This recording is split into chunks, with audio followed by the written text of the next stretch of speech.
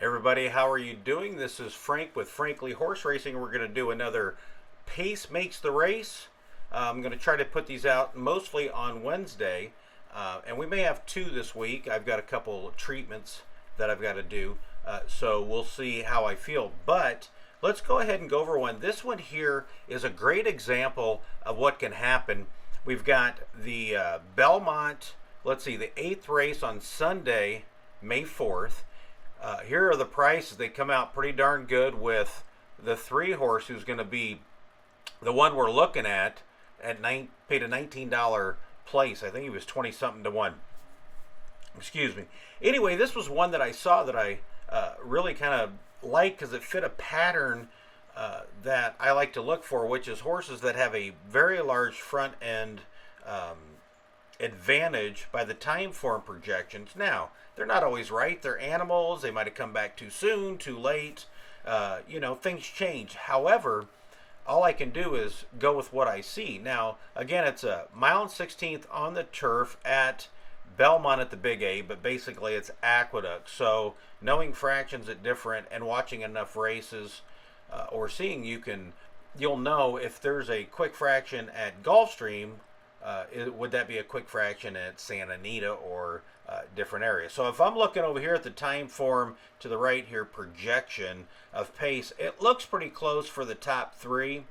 The 9 looks like he's going to be a closer in this race for sure, and they've got the LP signal. But what I like to do is to check and see, how big of a difference is it between the 3 and the 4 or the 3 and the 6. So I'll come down if you're using time form. And I can see right here the 3 has a 120 average, and the 4, the next closest one to him, is a 100. So that's a 20-point difference. It's large. It's something that that I find quite a bit. You can get long shots with this, and then a lot of times there's going to be short price horses too that win. But let's take a look. We're going to take a look at the race after I look at this again with you real quick. The 9, as we saw on the projection, should be the closer, and he is. He's a pretty nice closer. If I had 1 or 2 more front end horses close to the 3 horse, I probably wouldn't use this as a pace make the race for my situation that I look for, and wouldn't have wagered on it. But let's take a look at the running, and then we will go ahead and see what happens in this race. We can see the prices, but we'll see the race dynamics of what happened. Again, this is a Pace Makes the Race, Aqueduct, May 4th, which was Sunday in the 8th race, and it was their Grade 3 turf race. Okay? All right, let's get into the video. Okay, so we're clicked over. Here's the video, and we'll take a watch. The 3 again will be the long shot pace horse. He's got quite a big pace advantage. There's some pretty good closers in this race. As you can see, the 3 doesn't really want to go in the gate.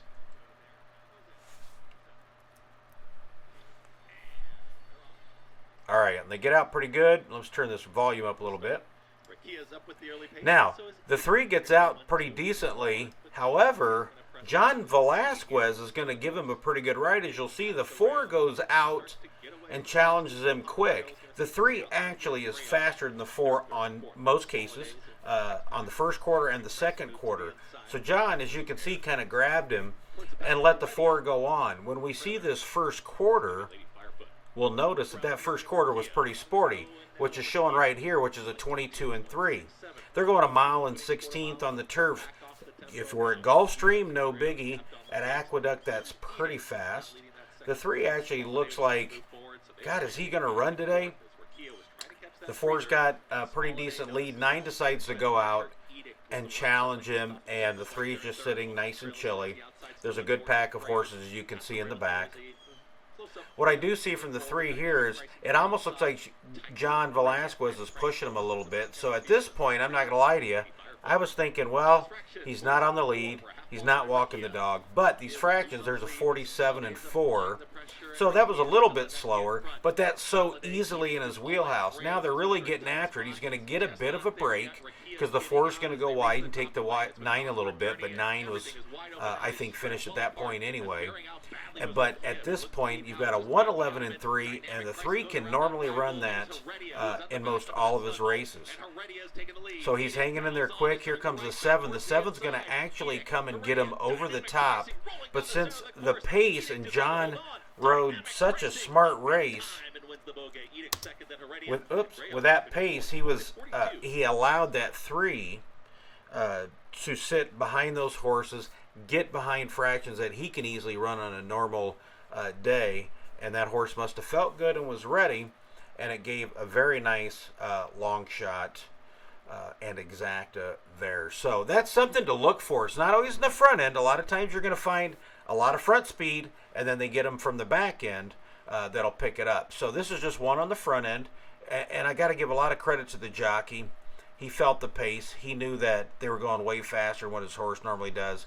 And as we can see here, 27-1 on that 3 horse. And Irad gave the 7 a great ride, as always. Okay, so there it is, the 8th race at Aqueduct on May 4th.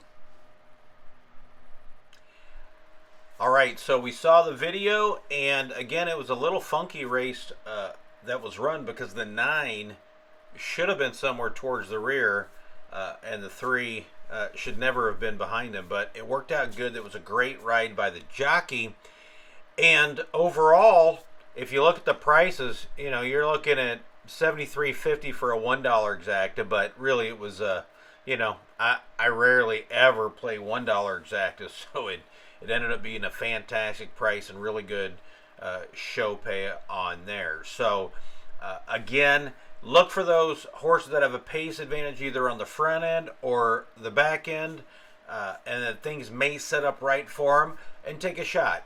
This is Frank for Frankly Horse Racing. I appreciate you watching. I hope you learned something. I hope I helped somebody out there. And if I did, please make sure you like and subscribe and help us grow this channel. I appreciate it again. Take care, and we'll talk to you soon.